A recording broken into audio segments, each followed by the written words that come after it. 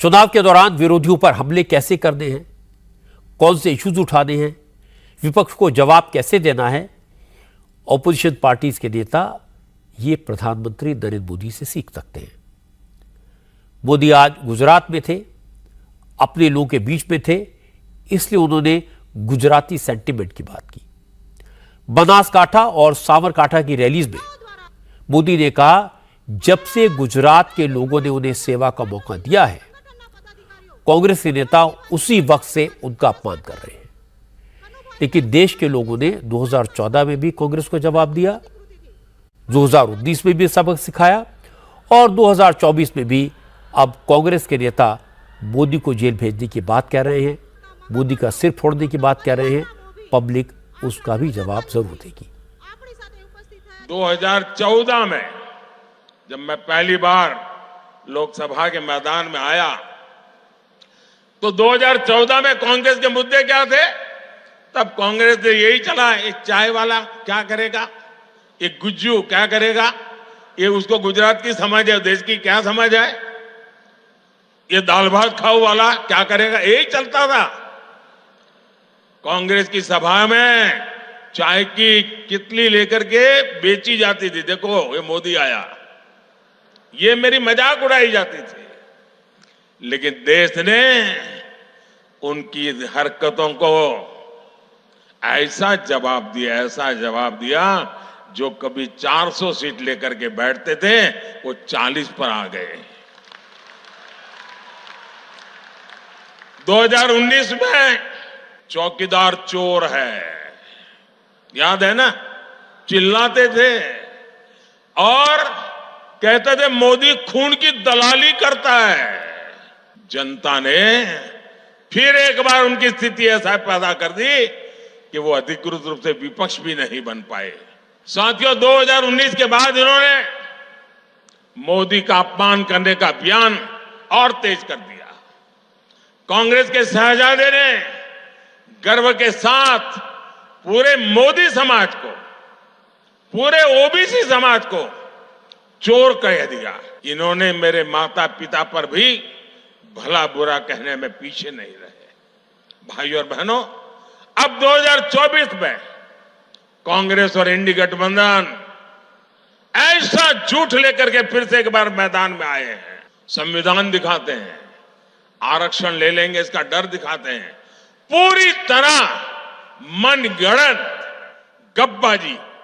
कभी कहते हैं मोदी को जेल में डाल देंगे, कभी कहते हैं मोदी का सर फोड़ देंगे। ऐसी ऐसी बातें लेकर के वो चुनाव के मैदान में उतरे हैं। और देखिएगा, इस बार भी ये पहले से कम सीटों में सिमट जाएंगे। राजस्थान का चुनाव पूरा हो गया है, राजस्थान में उनको एक सीट मिलने की संभावना नहीं बची, एक नहीं, ये हाल है इनकी। इसके बाद मोदी ने राहुल गांधी समेत उन नेताओं को चैलेंज किया जो कह रहे हैं कि मोदी फिर प्रधानमंत्री बने तो आरक्षण खत्म कर देंगे। मोदी ने कहा, अगर वो सच्चे हैं, किसी का हक नहीं मारना चाहते, संविधान की रक्षा करना चाहते, तो गारंटी दें कि दलित, आदिवासी और ओबीसी का हक नहीं छीनेंगे, धर्म के आधार पर मुसलमानों को रिजर्वेशन नहीं देंगे। नरेंद्र मोदी ने आज फिर कहा कि मोदी जब तक जिंदा है, धर्म के आधार पर आरक्षण का खेल नहीं खेलने देगा, कांग्रेस को किसी का हक नहीं लूटने देगा।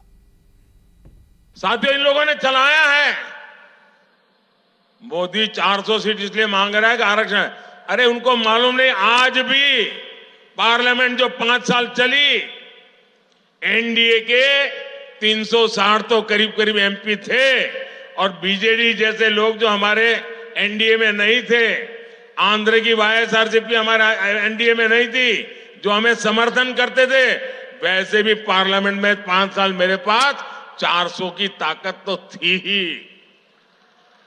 लेकिन न ये पाप करने के लिए हम पैदा हुए हैं, न ही ये पाप करना हमारा रास्ता है।